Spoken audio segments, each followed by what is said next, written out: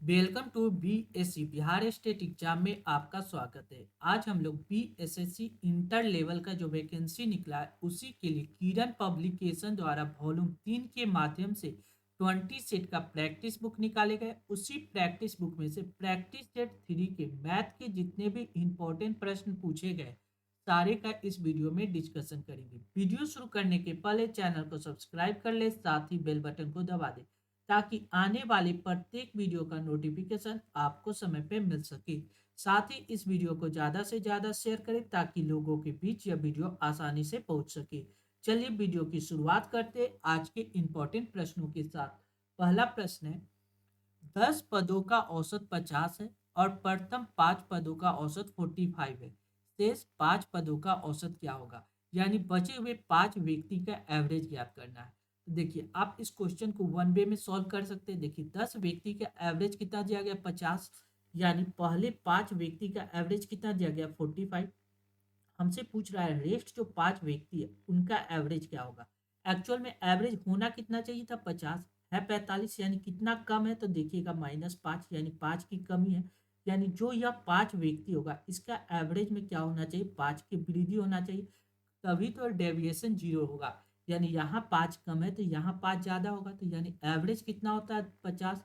यानी 50 में इसको 5 को ऐड कर दिया जाए तो एवरेज कितना हो जाएगा? 55। यानी करेक्ट आंसर ऑप्शन 1 इस प्रश्न का करेक्ट जवाब हो जाएगा। कौन सा? ऑप्शन 1। अगर आप बेसिक समझना चाहते हैं तो देखिए, 10 व्यक्ति का एवरेज कितना दिया गया? 50। यानी 10 व्यक्ति का सम कीजिएगा तो 5, 10 × 50 यानी 500। ठीक है। बचे प्रथम 5 व्यक्ति का एवरेज दिया गया है 5, यानी 5 व्यक्ति का एवरेज निकालिएगा। 45 दिया गया, 5 × 45 कीजिएगा, ये कितना आ जाएगा? 50 25 5 को 20 2 22 225। अब इसको डिफरेंस निकालिएगा तो बचा हुआ 5 व्यक्ति आ जाएगा। ये हो जाएगा 10 में से 5 किया 5, ये हो गया आपको 9, 9 में से 2 गया 7, ये हो गया 4, 4 में से 2 गया 2, 275। ये 275 कितना है? रेस्ट 5 व्यक्ति का सम। यानी 5 व्यक्ति का एवरेज कितना होगा? 275 डिवाइड बाई 5। 275 को 5 से डिवाइड कीजिएगा तो ये कितना आएगा? 55। यानी करेक्ट आंसर ऑप्शन 1 इस प्रश्न का करेक्ट जवाब हो जाएगा। कौन सा? ऑप्शन 1। क्लियर है? नेक्स्ट अगला प्रश्न देखिए। लिख रहा है, एक व्यक्ति 4,000 रुपये का ऋण 8% वार्षिक चक्रवृद्धि ब्याज की दर से 3 वर्ष के लिए लेता है। ठीक है। उसने पहले और दूसरे वर्ष प्रत्येक वर्ष 2,000 रुपये चुकाया। अपना समस्त ऋण चुकाने के लिए उसे तीसरे वर्ष के अंत में कितना राशि देना पड़ेगा? यानी कंपाउंड इंटरेस्ट का बात कर रहा है और यह क्या? इंस्टॉलमेंट पैसा दे रहा है। कह रहा है कि लास्ट में उसको कितना पैसा देना पड़ेगा। देखिए, 4,000 रुपया लिया था, 4,000 रुपया लिया। अगर उसको एक वर्ष में, पहला वर्ष में उसको कितना पैसा देना था? 4,000 का 8% रेट ऑफ इंटरेस्ट से निकालते तो ये कितना हो जाता? 8 चौक 32, 8 चौक 32 320 रुपया। यानी अगर पहला बार उसको पैसा कितना देना था? 4,320 रुपया अगर पहला दे देता तो उसका पैसा कंप्लीट हो जाता। लेकिन उसने पहली बार में कितना दिया गया? 2,000 रुपया दिया। यानी इसमें से 2,000 घटा लीजिएगा तो बचा हुआ संख्या कितना हो जाएगा? बचा हुआ रिजल्ट हो जाएगा आपको कितना? 0, 2, 3, 2, यानी 2,320 रुपया। ये 2,320 रुपया। अब दूसरा वर्ष जाएंगे, सेकेंड ईयर। सेकेंड ईयर में क्या कर रहा है? 2,320 रुपया पे हमको क्या करना होगा? 8% इंटरेस्ट देना पड़ेगा। यानी 2,320 प्लस 8% इस पे इंटरेस्ट लगेगा। जब इसको इंटरेस्ट मल्टीप्लाई कीजिएगा तो ये कितना? 8 दूना 16, 8 3 24, 1 25 के 5 हासिल 2, 8 दूना 16, 16 17 के 18, यानी 1 यहाँ पॉइंट आ जाएगा। 185.6 रुपया और एक्स्ट्रा इंटरेस्ट देना पड़ता है। यानी इन दोनों को ऐड कीजिएगा तो ये कितना आ जाएगा? 0.65, 8 2 10, 8 2 10, 3 1 4, 4 1 5, यानी 2,505.6 रुपया देना था। ठीक है। लेकिन उसने कितना दिया? 2,000 रुपया दूसरे वर्ष भी चुकाया। समस्त ऋण चुकाने के लिए प्रत्येक वर्ष 2,000 रुपये, दूसरे वर्ष भी क्या करता है? 2,000 रुपया चुकाता है। इसमें से हमने क्या किया? 2,000 रुपया घटा लिया। ठीक है। 2,000 रुपया घटा लिया, ये कितना आ गया? तीसरे वर्ष का बात आ रहा है 505.6। ये थर्ड ईयर में जाएंगे, तीसरा वर्ष क्या करना? प्रिंसिपल तो हमको देना ही होगा, 505.6 रुपया तो हमको देना ही है। साथ में इस पे हमको क्या चाहिए? 8% का इंटरेस्ट, क्योंकि कंपाउंड इंटरेस्ट में क्या होता है? इंटरेस्ट पे इंटरेस्ट। इस पे अगर हम 8% निकाले, इसका अगर 8% निकालिएगा तो ये कितना हो जाएगा? ये आ जाएगा आपको 40.448, कितना आ जाएगा 40.448। जब इसको ऐड कीजिएगा तो ये कितना आ जाएगा, देखिए 4 8 6 4 10, 5 1 6 4, यानी 546.04, यानी 546.04। इसको क्या लिख सकते हैं, ये लमसम में कितना के बराबर है, ये लमसम 546.05 के बराबर है। यानी करेक्ट लास्ट इंस्टॉलमेंट हमको कितना देना, 546.5 पैसे। ठीक है, यानी ऑप्शन 4 इस प्रश्न का करेक्ट जवाब हो जाएगा। कौन सा, ऑप्शन 4। हमने क्या किया, कंपाउंड इंटरेस्ट में क्या होता है, इंटरेस्ट पे इंटरेस्ट लगता है। पहला पे 4,000 पे 8% के इंटरेस्ट लगता, तो यानी 320 रुपया इंटरेस्ट लगता, यानी टोटल 4,320 रुपया देना था, लेकिन उसने कितना दिया, 2,000 रुपया दिया। तो बचा हुआ संख्या कितना, 2,320। 2,320 तो उसका प्रिंसिपल हो गया, लेकिन कंपाउंड इंटरेस्ट कहता है कि इंटरेस्ट पे भी इंटरेस्ट, यानी बचे हुए संख्या इतना पे भी इंटरेस्ट लगाएंगे। ये इंटरेस्ट लगाए तो 185.6 आ गया, दोनों को ऐड कर दिए, फिर 2,000 रुपया दिए, फिर बचा हुआ संख्या कितना गया, 505.6, इस पे भी तो इंटरेस्ट लगेगा। यही 8% इंटरेस्ट लगाए, तो करेक्ट आंसर आ गया कितना, 546.05। क्लियर है। नेक्स्ट अगला प्रश्न हम लोग देखेंगे। लिख रहा है, भूमिका ने 8,000 रुपये जमा किए, जो 8% वार्षिक साधारण ब्याज की दर से 3 वर्ष में 9,200 रुपया हो जाता है। यदि ब्याज की दर 2% अधिक होता, अर्थात 8+2% वार्षिक होता, तो कितना राशि देना पड़ता। देखिए, 8,000 रुपये की 8,000 रुपया था, लिया था, ठीक है। ये 8% इंटरेस्ट के साथ 3 वर्ष में हमको कितना दे रहा है, 9,200 रुपया, तो उसको देना ही था। साथ में अगर इंटरेस्ट 2% और बढ़ जाता, यानी 8,000 का 2% के हिसाब से कितना, 3 वर्ष का कितना इंटरेस्ट लगेगा, 8,000 का 2% के हिसाब से 3 वर्ष का इंटरेस्ट हमको कितना लगेगा, सिंपल इंटरेस्ट में 3 दूना 6 8 6 48, यानी 48, कितना आ जाएगा, 480 रुपया इंटरेस्ट लगेगा। यानी इतना तो लगता है, साथ में 480 रुपया उसको एक्स्ट्रा देना पड़ता, यानी टोटल उसको कितना राशि देना पड़ता, 0,869, 9,680 रुपया उसको टोटल पैसा चुकाना पड़ता है। यानी करेक्ट आंसर ऑप्शन 1 इस प्रश्न का करेक्ट जवाब होगा। आप यहाँ से 8% निकाल के फिर उसको 8+2% ऐड करके भी निकाल सकते हैं, लेकिन उससे अच्छा है कि 8% तो दे ही रहा है और साथ में 2% एक्स्ट्रा दे रहा है, यानी हमने क्या किया, 2% एक्स्ट्रा निकाल के उसी में ऐड कर दिया। क्लियर है। नेक्स्ट अगला प्रश्न देखिए। लिख रहा है, ए और बी के मासिक आय 3:4 है के अनुपात में, उनकी मासिक व्यय 2:3 के अनुपात में। यदि प्रत्येक प्रति माह 6,000 रुपये बचाते हैं, तो बी का मासिक आय क्या कीजिए। देखिए, ए और बी का मासिक इनकम कितना है, 4। 4 का जो मल्टीपल होगा वही इसका आंसर हो जाएगा। अगर आप देखिएगा तो सारे संख्या 4 का मल्टीपल है, लेकिन जब एग्जाम में बनाना हो तो आप थोड़ा सा अगर कंफ्यूज ना हो, या सभी का जीरो को इग्नोर कीजिए, तो बचा कितना, 24 22 25 और 23। इसको 4 से डिवाइड कीजिए तो केवल एक संख्या 24 है जो 4 से आसानी से कट रहा है, यानी करेक्ट आंसर एक मार के आप निकल सकते। लेकिन इस क्वेश्चन को बना लेते हैं, क्यों, क्योंकि समय ना बचे तब हम इसको मारेंगे, लेकिन ऐसे इसको सॉल्व कर लेते हैं। सिंपल सा क्वेश्चन, क्या कर रहा है, इनकम माइनस एक्सपेंडिचर बराबर सेविंग होता है। इनकम माइनस एक्सपेंडिचर बराबर क्या होता है, सेविंग होता है। इनकम कितना, ए और बी का रेशियो दिया गया, ए और बी का इनकम कितना दिया गया, इनकम दिया गया 3:4, ठीक है। और एक्सपेंडिचर कितना दिया गया, एक्सपेंडिचर दिया गया 2:3, ठीक है। इनका इस 3 में से 2 घटाएंगे तो 1 बचेगा, 4 में से 3 घटाएंगे तो 1 बचेगा, क्योंकि प्रत्येक व्यक्ति 6,000 रुपया सेविंग करता है, यानी दोनों का डिफरेंस सेम है, यानी एक यूनिट का वैल्यू कितना हो गया, 6,000। हमसे पूछ रहा है बी का इनकम कितना, 4 यूनिट का वैल्यू कितना हो जाएगा, 4 × 6,000, यानी 6 × 4 = 24,000, यानी करेक्ट आंसर ऑप्शन 1 इस प्रश्न का करेक्ट जवाब हो जाएगा। कौन सा, ऑप्शन 1। क्लियर है। नेक्स्ट अगला प्रश्न हम लोग देखेंगे। लिख रहा है, 9 सेंटीमीटर त्रिज्या वाले एक ठोस धात्विक अर्धगोले को पिघलाया जाता है और 72 सेंटीमीटर ऊंचाई वाले एक लंबवृत्तीय शंकु को पुनः ढाला जाता है। शंकु के आधार की त्रिज्या क्या कीजिए।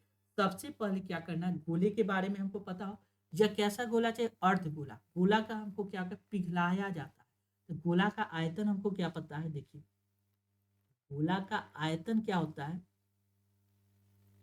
गोला का आयतन होता है 4/3 पाई आर क्यूब। गोला का आयतन क्या होता है 4/3 पाई आर क्यूब। लेकिन यह गोला कैसा है, अर्ध गोला। क्या है, अर्ध गोला, यानी यह जो गोला है उसका आधा, यानी इसका आयतन भी आधा हो जाएगा। अर्ध गोले का आयतन होता है 2/3 पाई आर क्यूब। क्लियर है, 2/3 पाई आर क्यूब। अब क्या कर रहा है, इसको 72 सेंटीमीटर ऊंचाई वाले लंब वृत्तीय शंकु में ढाला जाता है। और शंकु का आयतन भी पता होना चाहिए। शंकु का आयतन आपको पता होना चाहिए। शंकु का आयतन क्या होता है, 1/3 पाई आर स्क्वायर एच। ठीक है, तो शंकु की आधार की त्रिज्या ज्ञात करना है, यानी यहाँ से हमको रेडियस ज्ञात करना है। बस सिंपल वैल्यू पुटअप कीजिएगा, आंसर आ जाएगा। क्वेश्चन में जो जो दिया गया वैल्यू, देखिए क्या करना, 9 सेंटीमीटर त्रिज्या वाले एक धात्विक अर्थ गोले को पिघलाया गया, यानी अर्थ गोले का आयतन कितना हो जाएगा, 2/3 pi into R cube. R कितना है, 9 सेंटीमीटर, यानी 9 का क्यूब। ठीक है, इसको पिघलाने के बाद एक क्या बनाया गया, एक शंकु बनाया गया। तो शंकु का आयतन कितना दिया गया, 1/3 पाई आर स्क्वायर इंटू ऊंचाई कितना चाहिए, 72 सेंटीमीटर ऊंचाई का, यानी ये एच दिया गया 72। देखिए पाई से पाई कैंसिल, नीचे वाले 3 से 3 कैंसिल हो गया। अब देखिए यहाँ क्या बच रहा है, 72। इसको क्या लिख सकते हैं, देखिए कुछ नहीं कीजिए, 72 को डिवाइड में कर लीजिए, 2 × 9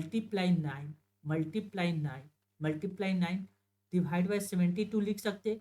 यहाँ बराबर में क्या हो गया, आर स्क्वायर। 9 से काटिएगा, 9 × 8 = 72, 8 मरते। 2 से काटिएगा, 2 × 8 यानी 4 मरते।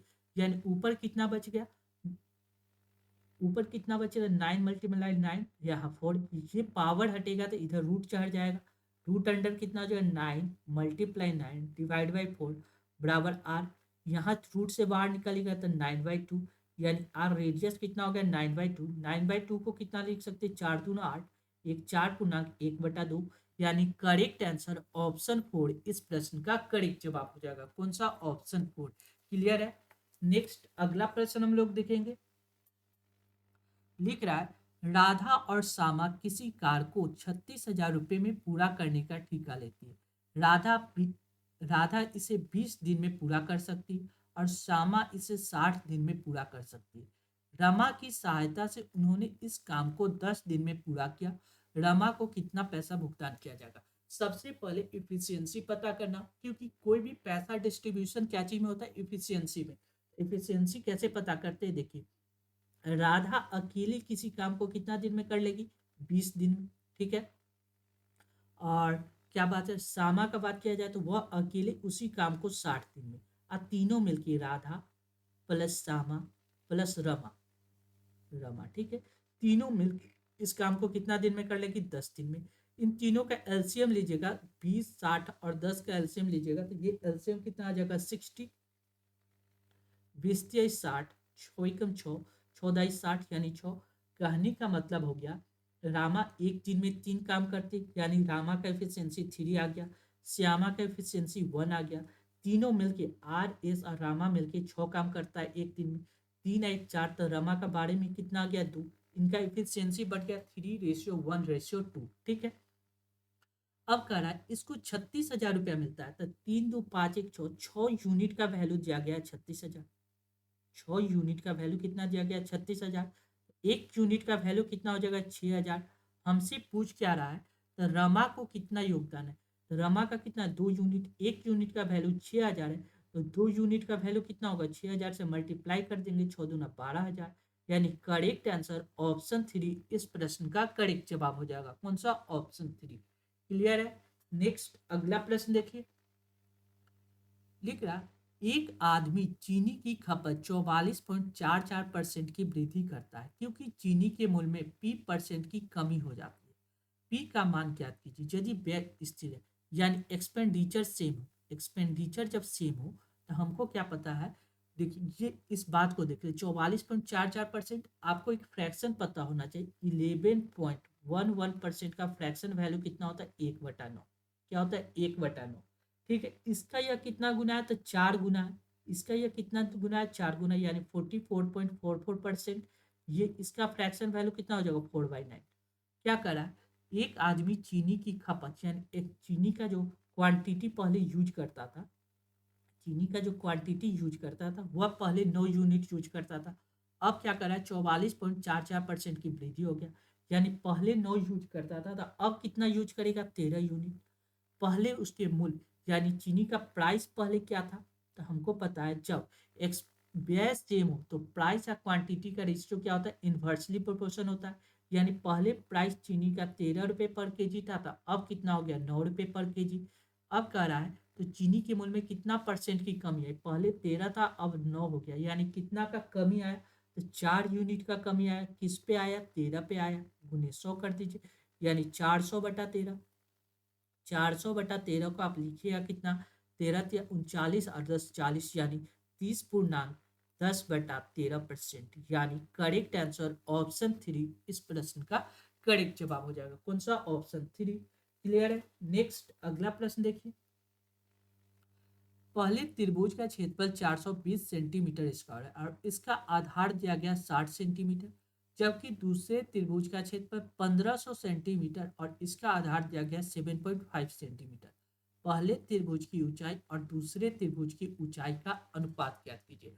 हम क्या करते थे? एरिया बाई एरिया कर देते हैं। यानी पहले त्रिभुज के एरिया को दूसरे त्रिभुज के एरिया से डिवाइड कर देते हैं। पहले त्रिभुज का क्षेत्रफल कितना दिया गया? 420। ठीक, दूसरे त्रिभुज का क्षेत्रफल क्या दिया गया? 1500।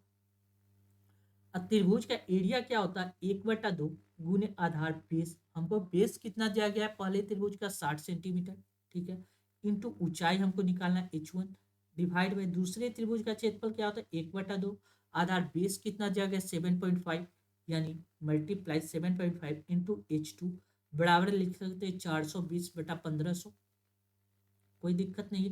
देखिए हाफ से हाफ कैंसिल हो गया, ये 60 से काटिएगा तो ये 0 से 0 कैंसिल, और 8×6 = 48, 8 मरते कैंसिल हो गया। क्लियर है? अब देखिए 42 है कि 48? 42 है ना, तो 7×6 = 42, 7 मरते। अब देखिए 75 को काटिएगा तो ये कितना मरते कट जाएगा? 2 मरते, 2 मरते यानी 20, यानी 200। यानी h1/h2 कितना आ गया? 7/200। कितना? 7/200। यानी करेक्ट आंसर ऑप्शन 4 इस प्रश्न का करेक्ट जवाब हो जाएगा। कौन सा? ऑप्शन 4। क्लियर है? नेक्स्ट अगला प्रश्न देखिए। लिख रहा है एक कपड़ा व्यापारी अपने आधे कपड़े को 30% लाभ पर बेचता है, शेष कपड़े को वह 20% हानि पे बेचता है। शेष कपड़े को उसने क्रयमूल्य पर बेचा, कुल लेन देन में उसका लाभ या हानि प्रतिशत ज्ञात कीजिए। देखिए मान लीजिए वह 100 मीटर कपड़ा खरीदा। कितना? 100 मीटर। अब पर 1 रुपये मीटर के हिसाब से करता है। कितना? 1 रुपये पर मीटर। ठीक है, 1 रुपये पर मीटर के हिसाब से करता है, तो 100 मीटर का प्राइस कितना होगा? 100 रुपीज। ये बात कंसेप्ट हो गया। अब देखिए क्या कर रहा है, एक व्यापारी अपने आधे कपड़े को 30% लाभ पे बेचा। यहां से मान लीजिए यहां तक 100 मीटर का कपड़ा है, उसका आधा कपड़ा कितना होगा? 50 मीटर। अब 50 मीटर का प्राइस कितना होगा? 50 रुपया होगा। अब इस पे कर रहा है वह 30% लाभ पे बेचा, यानी 50 रुपये का 30% प्रॉफिट, यानी 130% निकाल देंगे। तो 50 का 130% आप निकालिएगा तो ये कितना हो जाएगा? 13×5 = 65, यानी 65 रुपया। यानी 50 रुपये के सामान को उसने कितना में बेच रहा है? 65 रुपये में। अब क्या कर रहा है? शेष कपड़े का आधा, शेष कितना बच रहा है? यहाँ से यहाँ 50 मीटर, 50 का आधा कितना हो गया? 25 मीटर। ठीक है, कर रहा है शेष कपड़े के आधे को वह 20% हानि पे बेच रहा है, यानी 25 रुपया का सामान को 20% हानि यानी 80% में बेच रहा है। 25 का 80% निकालिएगा तो ये कितना हो जाएगा? देखिए 25 का 80% निकालेंगे तो कितना हो जाएगा? 0, 25×4 = 100, 4 4 दूना 8, यानी 20 रुपया। यानी 25 का सामान कितना में दे रहा है? 20 में। अब क्या कर रहा है? शेष कपड़ा कितना बच रहा है? 25 मीटर। अब 25 मीटर का प्राइस 25 रुपये और उनकी क्रैमुल पे ही बेच रहा है, यानी 25 का सामान 25 पे ही बेच रहा है। यानी टोटल उसका सेलिंग प्राइस कितना हो गया? तो सेलिंग प्राइस हो गया, देखिए 5 या 5 10, 6 4 10 11, यानी 110। यानी 100 रुपया का सामान को, 100 रुपये के सामान को 110 रुपया में बेच रहा है, तो कितना का प्रॉफिट हो रहा है? 10% का प्रॉफिट। यानी करेक्ट आंसर ऑप्शन 3 इस प्रश्न का करेक्ट जवाब हो जाएगा। कौन सा? ऑप्शन 3। क्लियर है? नेक्स्ट अगला प्रश्न देखिए।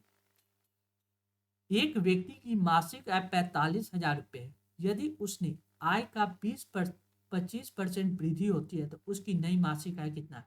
पहले 25% का फ्रैक्शन वैल्यू कितना होता? 25×100, 1/4। पहले क्या था? 45,000 रुपये उसका इनकम हो रहा था। अब उसमें 4 में 1 का वृद्धि होगा, यानी अब इनकम कितना हो रहा है 5/4। बस इसको सॉल्व कर देना है। 5/4 जब इसको मल्टीप्लाई कीजिएगा तो डबल ट्रिपल जीरो 50 25 5 2 22, यानी ये आ जाए। इसमें 4 से डिवाइड कर दिए, 4 से डिवाइड किया 4 पचे 20, 6 4 के 24, 4 दूना 8, 4 पचे 20, यानी 56250, यानी करेक्ट आंसर ऑप्शन 3 इस प्रश्न का करेक्ट जवाब हो जाएगा। नेक्स्ट अगला प्रश्न, एक व्यक्ति 9 घंटे में 90 किलोमीटर की दूरी आंशिक रूप से पैदल और आंशिक रूप से साइकिल द्वारा तय करता है, यानी 9 घंटे में 90 किलोमीटर, यानी इस 9 घंटे में 90 किलोमीटर यानी 90/9, यानी एवरेज स्पीड ज्ञात करेंगे तो यह 10 किलोमीटर प्रति घंटा के एवरेज स्पीड से तय करता है। ठीक है, यदि उसने पैदल 9 किलोमीटर प्रति घंटा और साइकिल से 18 किलोमीटर प्रति घंटा तय की, तो उसके द्वारा पैदल तय की गई दूरी ज्ञात कीजिए। देखिए एवरेज बात कीजिए, यहाँ एक तरफ क्या चलता है, पैदल चल रहा है, पैदल, और दूसरी तरफ क्या चीज, साइकिल से। ठीक है, पैदल कितना 9 किलोमीटर प्रति घंटा और साइकिल से कितना चल रहा है 18 किलोमीटर प्रति घंटा। दोनों का एवरेज देखा जाए तो 10 किलोमीटर प्रति घंटा। जब इसको समय से डिवाइड, इसको डिफरेंस निकालिएगा तो 8, 9 में से एक जगह एक। जब भी आपको पता होना चाहिए, एलिगेशन लगाते थे, एलिगेशन में रिजल्ट यहाँ पे क्या आएगा, देखिए यहाँ पे 9 किलोमीटर प्रति घंटा था, यहाँ भी किलोमीटर प्रति घंटा था। ठीक, यहाँ किलोमीटर प्रति घंटा था। ठीक, रिजल्ट जो आएगा नीचे वाला घंटा रिजल्ट आता है, यानी यहाँ पे 8 घंटा और 1 घंटा। रेशियो कितना आ गया 8:1, या टाइम का रेशियो आया, क्या चीज का, टाइम का रेशियो। टाइम का रेशियो कितना आ गया 8:1। 8 1 9, 9 यूनिट, पहले भी 9 यूनिट लग रहा है, यानी पहले टाइम भी कितना लग रहा है 9 यूनिट, यानी 1 यूनिट का वैल्यू, यानी पैदल कितना देर चलता है 8 घंटा चलता है, और साइकिल से कितना देर चलता है 1 घंटा चलता है। ठीक है, अब पूछ रहा है उसकी द्वारा पैदल तय की गई दूरी, यानी पैदल कितना 9 किलोमीटर। डिस्टेंस बराबर क्या होता है, डिस्टेंस बराबर क्या होता है, स्पीड गुने टाइम, स्पीड गुने टाइम।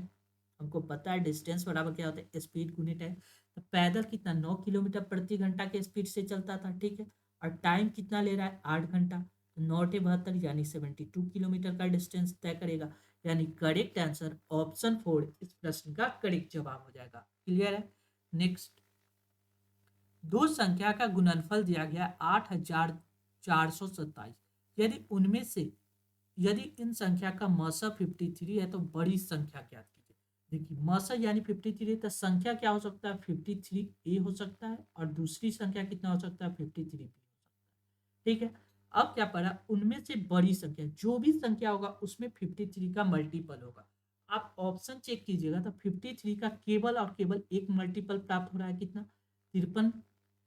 53 मल्टीप्लाई 3, यानी 5×3 = 15, यानी ऑप्शन 1 इस प्रश्न का करेक्ट जवाब हो जाएगा। क्यों, क्योंकि 53 का केवल और केवल एक मल्टीपल कितना है 159। एचसीएफ क्या होता है, सबसे बड़ी संख्या, उसमें मल्टीपल होना चाहिए, यानी करेक्ट आंसर ऑप्शन 1 हो जाएगा।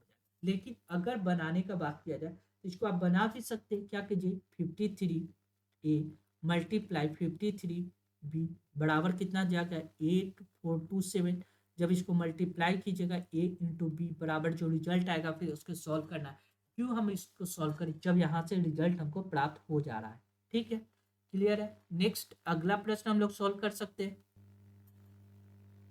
अगर आप सॉल्व भी करना चाहते हैं तो कोई दिक्कत नहीं। 8427 डिवाइड बाई कितना आ जाएगा 53 मल्टीप्लाई 53, इसको काटिएगा तो दोनों से कट जाएगा ये 3 मरते, यानी A × B का वैल्यू कितना आ गया 3, यानी A की जगह पे 1 रख सकते हैं, B की जगह पे कितना रख सकते हैं 3 रख सकते हैं, यानी A की जगह पे 1, यानी 53 मल्टीप्लाई 1, 53 मल्टीप्लाई 1 एक रिजल्ट आएगा, दूसरा 53 मल्टीप्लाई 3, यानी करेक्ट आंसर कितना आ जाएगा 159। क्लियर है। नेक्स्ट अगला प्रश्न देख लेते हैं। करा n के किस मान के लिए 3 के पावर n - 2 के पावर n और 3 के पावर n + 2 के पावर n + 2 के पावर n एक अभाज्य है। ऐसे प्रश्न को ऑप्शन के सहारे सॉल्व करते हैं, यानी ऑप्शन n के जगह पे ऑप्शन 1 यूज करके 2 रखते हैं। 2 रखिएगा तो कितना आ जाएगा 3 के पावर 2, 3 के पावर 2 - 2 के पावर 2, यानी 3 के पावर 2 9 हो जाएगा, 2 के पावर 2 कितना हो जाएगा 4, 9 में से 4 जाएगा 5, यह अभाज्य संख्या है। अब देखिए नीचे वाले इस ऑप्शन में यूज करते हैं 3 के पावर 2 प्लस 2 के पावर 2 प्लस 2 के पावर 2 कितना आएगा, 3 का स्क्वायर 9, 2 का स्क्वायर 4 प्लस 4, 4 4 8, 8 दूना 16, 1 17 यानी 17 आ रहा है। यानी दोनों संख्या क्या है, अभाज्य है। यानी इसमें करेक्ट आंसर कौन सा होगा, ऑप्शन 1 इस प्रश्न का करेक्ट जवाब हो जाएगा। कौन सा, ऑप्शन 1। क्यों, क्योंकि हम केवल ऑप्शन का यहाँ पे यूज करके सॉल्व कर सकते थे। ठीक है, नेक्स्ट अगला प्रश्न हम लोग देखेंगे।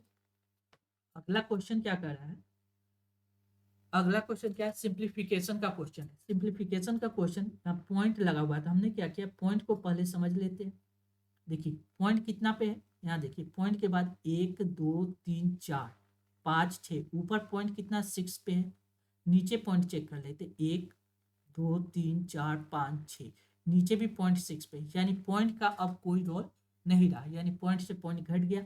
ऊपर कितना लिख सकते हैं, 203, मल्टीप्लाई कितना लिख सकते हैं, 292, 292 डिवाइड बाय कितना 7, मल्टीप्लाई 365, मल्टीप्लाई कितना 29। ठीक है, अब देखिए 963, 7 दूना 14, 20, यानी 7, इसको मल्टीप्लाई कीजिएगा तो ये 203 के बराबर आ जाएगा। दोनों कैंसिल हो जाएगा, बचेगा कितना 292 डिवाइड बाय 365। देखिए अब इसको चेक कीजिएगा कि जब ऊपर कितना गुना है। देखिए 365 का अगर आधा करते हैं, 365 का आधा, आधा कितना आ जाएगा, 150 के आसपास आ जाएगा।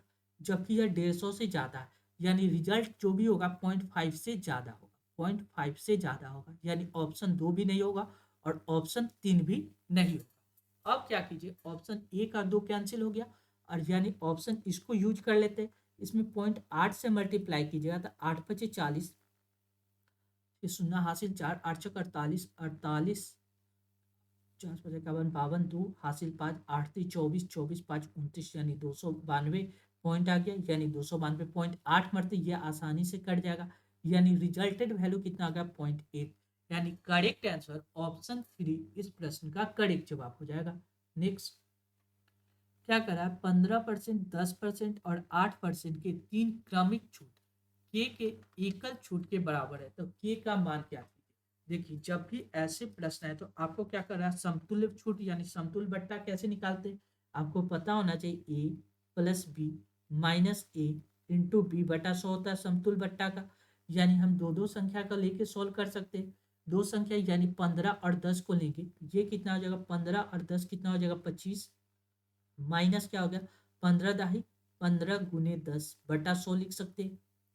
जीरो से जीरो कैंसिल, यानी 1.5, 25 में 1.5 को घटाइएगा, इसका रिजल्ट कितना आ जाएगा 1.5, 25 में 1.5 को घटाइएगा तो 0.5, 4 में से गया 3, यानी 23.5 आ रहा है। कितनी, यह दो संख्या का निकल गया। अब एक संख्या और कितना है 8, 8 के साथ सोल्व करते हैं, 23.5 प्लस 8 माइनस क्या लिख सकते हैं 23.5 मल्टीप्लाई 8/100 लिख सकते हैं।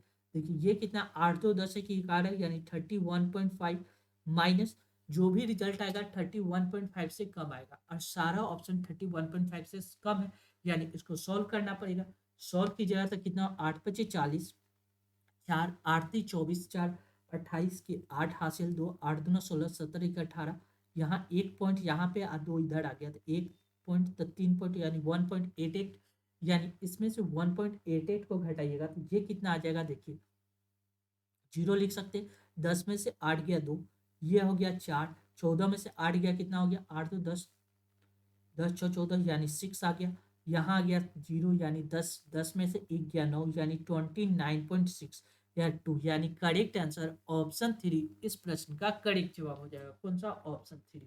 क्लियर है। नेक्स्ट,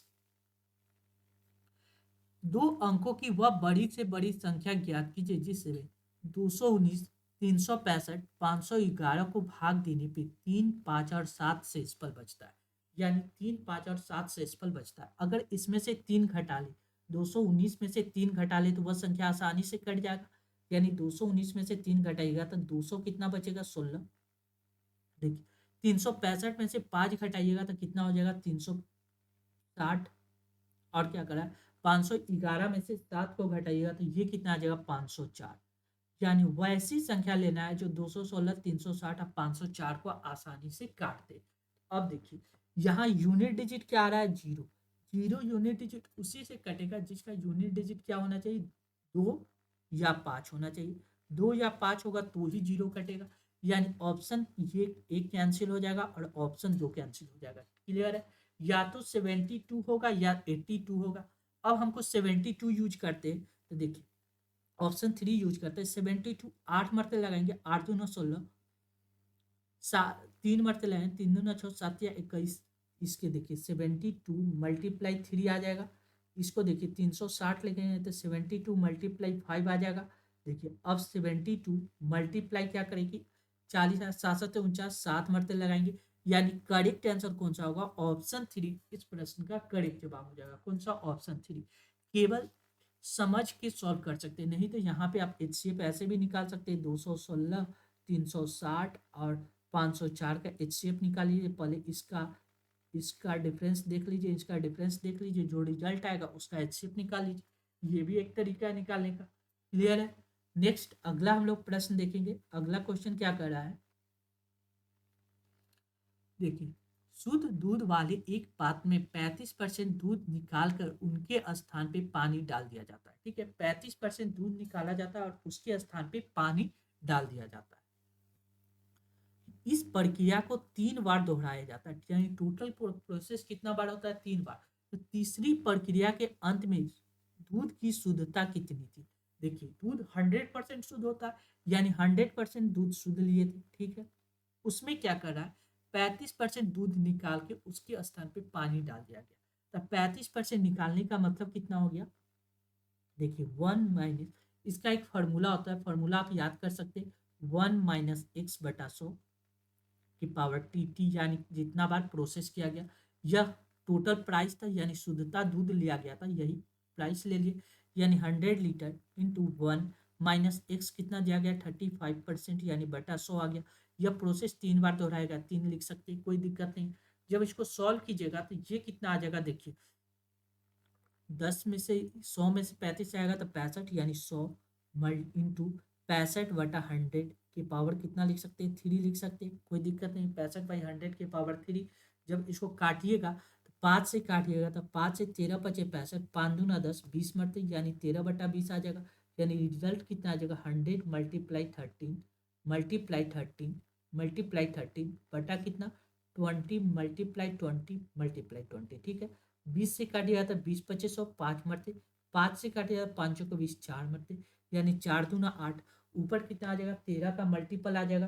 13 को 3 बार मल्टीप्लाई कीजिएगा तो ये आ जाएगा आपको कितना, 2197। 13 का क्यों होता है, और 4 दूना 8, 80 आ जाएगा। जब इसको सिंप्लीफाई कीजिएगा तो ये सिंप्लीफाई होके आ जाएगा कितना, 27.37 यानी करेक्ट आंसर ऑप्शन 4 इस प्रश्न का करेक्ट जवाब हो जाएगा। कौन सा, ऑप्शन 4। क्लियर है? नेक्स्ट अगला प्रश्न हम लोग देखेंगे। क्रमशः अर्धवार्षिक और वार्षिक रूप से ब्याज संयोजित होने पे 8% वार्षिक ब्याज की दर से 1,50,000 रुपए की धनराशि में अर्जित ब्याज का अंतर ज्ञात कीजिए। देखिए अर्धवार्षिक और वार्षिक रूप से संयोजित कर रहा है। अर्धवार्षिक कर रहा है यानी दर को आधा करना पड़ेगा। यानी पहले रेट कितना दिया गया, 8%। अब अर्धवार्षिक के हिसाब से यह रेट चेंज होकर कितना हो जाएगा, 4%। 4% अर्धवार्षिक यानी एक साल में कितना बार इंटरेस्ट लगेगा, 2 बार। पहला 6 महीना पे, दूसरा 6 महीना पे। यानी 4% का सक्सेसिव निकालेगा तो 4 + 4 + 4 इंटू 4/100। ये हमको पता होना चाहिए। 4 दूना 8, 8 प्लस 4 चौके 16, 8 प्लस 0.16, यानी रिजल्ट कितना, 8.16। यानी हमको रिजल्ट पे कितना चाहिए, 8.16% का इंटरेस्ट चाहिए। लेकिन अगर 8% ईयरली लगाते हैं, 8% ईयरली हो गया, और ये कितना 8% वार्षिक लगाए तो दोनों का डिफरेंस कितना आ गया, 8.16। इन दोनों का डिफरेंस देखिएगा तो 0.16% का डिफरेंस आ रहा है। ये हमसे पूछ रहा था उनके अर्जित ब्याज में अंतर कितना होगा, तो 0.16%। यानी इसका कितना निकाल देंगे, 0.16% निकाल देंगे। यानी जो दिया गया है उसका 0.16% निकालिएगा तो कितना आ जाएगा, 16/100। ये पॉइंट हटेगा तो इसका 100, डबल जीरो से डबल जीरो कैंसिल। ठीक है, 16 × 25 = 80, 8 8 हो गया 16 और 8 हो गया कितना 16 4 20 4 24 यानी 240 रुपये, यानी इंटरेस्ट हमको कितना देना पड़ा 240 रुपये का इंटरेस्ट में डिफरेंस आ गया। यानी करेक्ट आंसर कौन सा होगा ऑप्शन 3 इस प्रश्न का करेक्ट जवाब हो जाएगा। कौन सा ऑप्शन 3 क्लियर है। नेक्स्ट,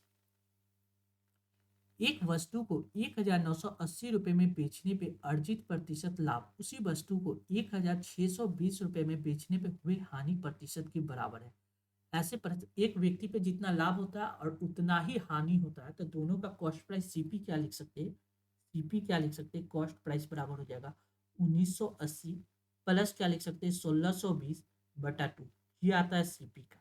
आप इस बात को जितना प्रॉफिट हुआ उतना ही लॉस हुआ, तो यहाँ से हम कॉस्ट प्राइस इस तरह से निकाल सकते हैं। ये कितना आ जाएगा, तो देखिए 0 8 2 10 9 1 10 5 15 1 16 6 हासिल 1 1 1 2 1 3 3600 यानी 1800, यानी कॉस्ट प्राइस कितना हो गया 1800 रुपया हो गया क्या कॉस्ट प्राइस। ठीक है, अब क्वेश्चन के हिसाब से आगे क्या करा है उसको सॉल्व कर लेते। क्या करा है, तो 15% लाभ अर्जित करने के लिए वस्तु को किस मूल्य पे बेचना होगा। यानी 1800 रुपये वस्तु का कॉस्ट प्राइस है, 15% प्रॉफिट यानी 115/100 पे बेचेंगे। डबल जीरो से डबल जीरो कैंसिल, 15 मल्टीप्लाई 115, बस सॉल्व कर दीजिए। ये आपको कितना हो जाएगा 18 90 जीरो, यानी 90 का जीरो 18 7 यानी 022070, यानी करेक्ट आंसर कौन सा होगा ऑप्शन 3 इस प्रश्न का करेक्ट जवाब हो जाएगा। कौन 18 को 115 से मल्टीप्लाई कीजिएगा तो कितना 2070, यानी ऑप्शन 3। नेक्स्ट देखिए, स्वाति 4200 रुपये के साथ एक व्यवसाय शुरू करती है और 5 माह के बाद पानी स्वाति के साथ उसके भागीदार के रूप में जुड़ जाती है। ठीक है, 5 महीना के बाद 1 वर्ष के बाद लाभ को स्वाति और बानी के बीच 2:5 के अनुपात में बांटी गई, तो बानी ने कितना पैसा लगाया था। देखिए, स्वाति कितना लगाती है 4200 रुपया, 4200 रुपया लगाती है, और वह कितना दिन के लिए 12 महीना के लिए लगाती है। ठीक है, उसके बाद क्या करता है, वानी आती है, बानी आती है, बी फॉर बानी आती है, पैसा लगाती है बी, और वह कितना 5 महीना के बाद आती है। यानी पैसा कितना दिन तक लगाई 7 महीना तक लगाई, यानी 1 साल में पैसा का डिस्ट्रीब्यूशन हुआ और 5 महीने के बाद आई थी, तो 7 महीना तक पैसा लगाई और यह डिस्ट्रीब्यूशन 2:5 के अनुपात में बट गया। बस इसको सॉल्व करना है। 7 से काटिएगा 7×6 42 6 मरते, 2 से काटिएगा तो 2×6 या 6 मरते, 6×2 12। अब 36 3600 मल्टीप्लाई 5 बराबर बानी, बानी का प्राइस आ गया, यानी बानी बराबर हो रहा है डबल जो 6×5 = 30, सुनना हासिल दिए 5 से 15 3 18, यानी 18,000, यानी करेक्ट आंसर ऑप्शन 1 इस प्रश्न का करेक्ट जवाब हो जाएगा। वानी ने कितना पैसा लगाया 18,000 रुपया। क्लियर है। नेक्स्ट, एक पंसारी को क्रमशः 18 रुपये प्रति किलोग्राम और 5 रुपये प्रति किलोग्राम के 2 किस्म के दाल को किस अनुपात में मिलाया जाना चाहिए ताकि 19.50 रुपये प्रति किलोग्राम का मिश्रण प्राप्त हो जाए। देखिए, एक तरफ 18 रुपया वाला है और दूसरा है 22 रुपया वाला। इसको रेशियो बताना है कि किस अनुपात में मिलाना है। क्या प्राप्त हो जाए कि 19.50 का रेशियो प्राप्त हो जाए, यानी बस इसको सिंप्लीफाई सॉल्व कर देना है। इसको घटाइएगा तो ये कितना आ जाएगा 22 50 यानी 0.5, और 10 9 1 10 1 11 यानी 2.5। अब इधर 18 घटाइएगा तो ये कितना आ जाएगा 1.5, 1.5 पॉइंट से पॉइंट हट गया, 5 से काट दिया था 5 15 50 25 यानी 5:3, यानी करेक्ट आंसर ऑप्शन 1 इस प्रश्न का करेक्ट जवाब हो जाएगा। कौन सा ऑप्शन 1। नेक्स्ट, करा 3.80 रुपये प्रति किलोग्राम मूल्य वाले कितने किलोग्राम चीनी को 4.60 रुपये प्रति किलोग्राम मूल्य वाले 60 किलोग्राम चीनी के साथ मिलाया जाना चाहिए ताकि परिणामी मिश्रण इतना रुपये प्रति किलोग्राम मूल्य पे बेचने पे 30% का प्रॉफिट हो। ये क्या है, कॉस्ट प्राइस सीपी दिया गया, यहाँ भी क्या दिया गया सीपी दिया गया, और यहाँ पे क्या दिया गया एसपी दिया गया। एसपी को हम लोग क्या करते हैं सीपी में बदल लेते। 30% प्रॉफिट करने का मतलब 130% का वैल्यू कितना दिया गया है 5.20। 130% का वैल्यू कितना दिया गया 5.20, यहाँ से 1% का वैल्यू कितना आ जाएगा 5.20 डिवाइड बाय कितना 130। ये पॉइंट हटाएंगे तो नीचे 100 आ जाएगा, 0 से 0 कैंसिल, 3 4 मरते 4/100, 100% निकालेंगे ये कितना आ जाएगा 4/100 मल्टीप्लाई 100, 100 से 100 कैंसिल, यानी 4। यानी कॉस्ट प्राइस कितना हो गया, 4 रुपये पर केजी। अब देखिए 3.80 मिला रहे थे और कितना 4.60 को मिला रहे थे। इन दोनों को इस अनुपात में मिलाना है कि प्राइस कितना हो जाए, 4 रुपये पर केजी। जब इसको सॉल्व कीजिएगा, एलिगेशन लगाइए, तो इधर घट के कितना आ जाएगा 60, इधर घटाइएगा तो ये कितना आ जाएगा 0.20। देखिए पॉइंट से पॉइंट कैंसिल, 20 × 60, 3 × 3:1 आ गया। यानी कहने का मतलब 3.80 रुपया वाला 3 केजी लगा रहे थे और ये 1 केजी, जबकि 1 यूनिट का वैल्यू कितना दिया गया, ये वाला का वैल्यू दिया गया 60 केजी। 1 यूनिट का वैल्यू दिया गया 60 केजी। यानी इसको क्या किए, 60 से मल्टीप्लाई किए, तो इधर भी हमको क्या करना पड़ेगा, 60 से मल्टीप्लाई करना है। 6×18 180 किलोग्राम। यानी 3.80 वाला हमको कितना केजी मिलाना होगा, 180 किलोग्राम। यानी करेक्ट आंसर ऑप्शन 4 इस प्रश्न का करेक्ट जवाब हो जाएगा। नेक्स्ट, ए और बी किसी काम को 9 और 18 दिन में कर सकते हुए साथ मिलकर काम करने लगते। कुछ दिन के बाद ए ने काम छोड़ दिया और बी ने शेष काम को 15 दिन में पूरा किया। तो ए ने कितने दिन के बाद काम छोड़ा, देखिए ए अकेला कोई काम करता तो उसको 9 दिन में कर लेता, और बी अकेला उसी काम को करता तो 18 दिन में। 9 और 18 का एलसीएम लीजिएगा तो 18 यूनिट है। 9 दूना 18, 18 यूनिट 1। यानी कहने का मतलब ए एक दिन में 2 काम करता है, ए एक दिन में कितना काम, 2 काम करता है, और बी एक दिन में कितना काम करता है, 1 काम। यह उसका एफिशिएंसी है।